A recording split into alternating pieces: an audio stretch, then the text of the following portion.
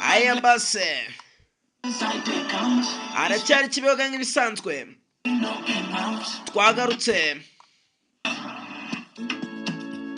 turi kumwe na John ndirakubwira ngo I the county my blessing mbari imigisha yanjye. Hello my brother, uraho muvandi, ntabwo nje kukubera ikibazo, Imana rwose yarabinkoreye, gusa nawe izabigukorera mu buryo bumwe cyangwa ubundi. Ntabwo njya ngira impungenge kuko nzi ko rwose mfite Imana. Rwose imigisha yanjye ituma nshaka kubyina, bituma ngoma amashyi kandi ngashaka guhindukira, bituma ntera haleluya, bituma mbyina nkarushaho kubyina, bituma ngoma amashyi, bituma mpindukira ngatera haleluya, kuko mbara umugisha wanjye wose.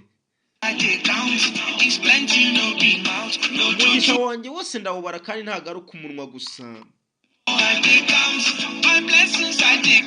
Mbara umugisha wanjye wose ndawubara kandi ntagaruka umunwa gusa.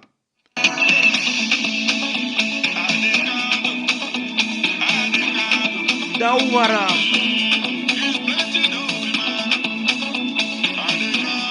ndawubara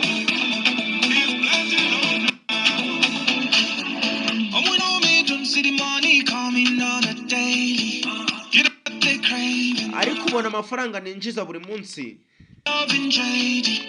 bahe rwose ibyo bifuza. Bose bari hano kandi bari kugusaba mwami.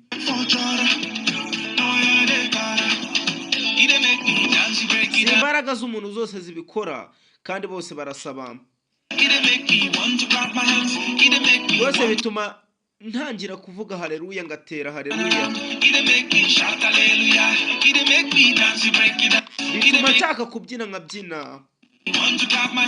Bituma ngoma amashyi. Bituma mpindukira rwose ngashaka guhindukira. Bituma ntera haleluya rwose ngatera hejuru. Umugisha wanjye wose ndawubara.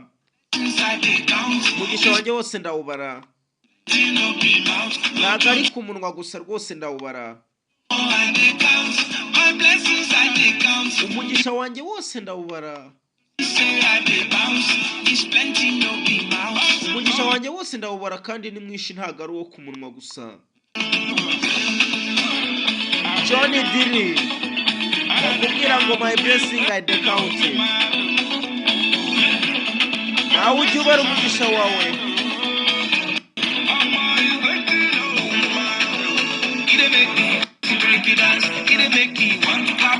Utuma mbyina kandi ngakoma mu mashyi. Bituma mpindukira nshaka guhindukira ubundi ngatera haleluya.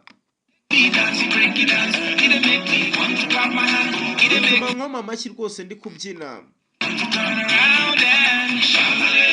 Bituma mpindukira ngatera haleluya.